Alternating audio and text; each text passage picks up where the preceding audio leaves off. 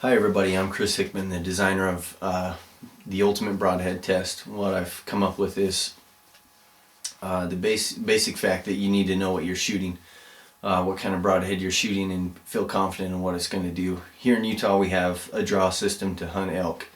So we have some of the world-class elk. The Spider Bull, the world record non-typical, came out of Utah. Also we have some fairly competitive typical records.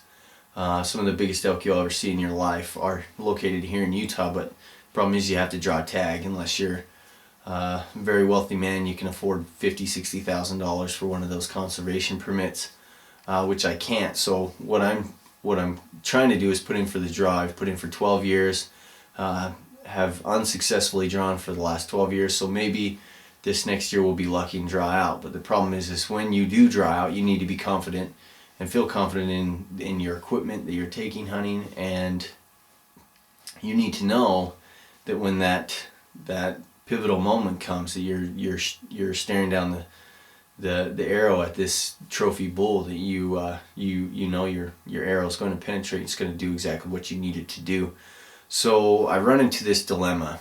I've hunted with this particular broadhead, the Wasp jackhammer, for about 8 years now. Used it for deer, love the thing. I've never shot a deer that I haven't found with this broadhead. Even if you pull off maybe not so great of a shot, you hit it kind of low, maybe a little far back, this broadhead seems to cut a big enough hole that it does the trick. It's awesome. Had no complaints. Here is my arrow that I've shot a deer with. This is the Wasp jackhammer. Complete pass through with this arrow. The arrow ended up going through a couple ribs on one side, through the shoulder blade in the other, and pegging straight into the side hill there.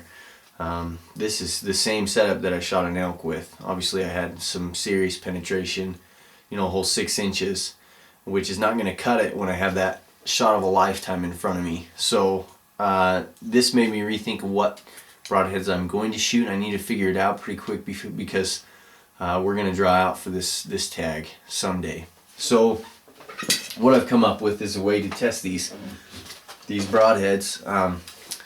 Obviously if you email the manufacturer, their marketing guy is going to say, hey, yeah, our broadhead's awesome, it's going to do exactly what you need it to do. People have used it for hogs, people have used it for elk, they've been great, they've had great success. Well, that doesn't answer a whole lot of questions for me. I'm a mechanical engineering student at Utah State University, so I want to know why, how it works, and why it works, and which one's going to be the best. So what I've got here, I've got a whole setup of broadheads, right? All different manufacturers. We've got Maxx, we've got Grimm Reaper, we've got Smoke, we've got Wasp, we've got Muzzy, we've got Trophy Ridge, we've got Wacems, we've got Nap. All these broadheads are going to be tested in 3 different areas. They're going to be tested in sharpness, penetration, and durability. Obviously the accuracy of the broadhead is important, but I don't think it's quite as important, because you can always fine-tune your bow, take it out. You can put a helical on your fletchings. You can figure out how to make that broadhead fly the way you want it to. It might take some major tuning, but you can still do it. So the other 3 factors is what I felt was important. So what I've done is I've taken 2 standard razor blades you find, just a normal utility knife razor blade and just a box cutting razor blade. Just a square one and the trapezoidal one you see. I've taken those in 3 different widths of string. We've run them across those affixed to a deflection gauge to see exactly how much force it takes to cut through that string. I've done that test to all the broadheads. They're posted on my website, www.broadheadhunter.blogspot.com. If you go to that website, you'll take a look. You can see all the broadheads. We've taken pictures of them. We've posted them there. Coming up next week, we're going to have the penetration test, which is going to be, I think, the key factor in this test, because you can have a sharp broadhead and you can have a really sharp broadhead, but as long as it doesn't penetrate, it's not going to do you any good. So what we're going to do is we have 3 different bows. We have a PSE X-Force GX, it's an 80-pound. We have a PSE Chaos, which is a 40-pound, and then we're going to throw something right there in the middle, like 55 to 60 pounds, just the average person would shoot. Then we're going to see exactly what kind of factor these broadheads have on penetration.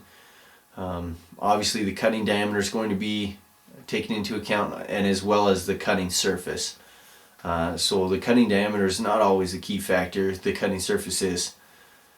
So with that, we're going to take a field point, we're going to calculate the force it takes to push a field point through a 1/8 inch piece of masonite, and that's going to be our base for every test. With these broadheads, we're going to chronograph each shot, every shot individually. We're going to weigh every arrow, so we'll be able to calculate the forces, the acceleration, and the velocity involved with every shot. From there, we'll be able to get a good idea of how that slowdown curve is on every arrow. So your arrow will accelerate to a certain point, and then it'll reach terminal velocity, and then it's going to decelerate. And see, if you shoot it into a 3/4 inch piece of plywood, your whole deceleration graph is right there in that 3/4 of an inch. So what I'm going to do is I'm going to space it out over time. So we're going to pretty much zoom in on this graph where that arrow slows down, and each broadhead is going to give us a specific graph as to how this thing penetrates, how much force it takes to slow this arrow down. So keep checking in periodically. I'll have more videos. We're going to put some testing videos online. We're going to put some of the pictures, the aftermath pictures of what the broadheads do after you shoot them, if they break or if they bend or if the tips get dull. Or we're pretty much going to shoot these until they're rendered useless. We're going to have the help of Gibson Archery, Lance Gibson here in Brigham City. He runs a little bow shop. He's got a shooting machine he's going to loan me, a chronograph that stands free, and then also a chronograph that fixes to your bow, the front. So every shot's going to be chronographed, so we'll see exactly how fast that arrow's going. From there, we're going to be able to calculate the forces. It's going to be a really good test. So I hope you guys can find some great information off this. You can find something that you can take to the bank when you do have that pivotal moment where you're staring down the arrow at the trophy bull or trophy deer that you've been waiting for a long time. So stay tuned.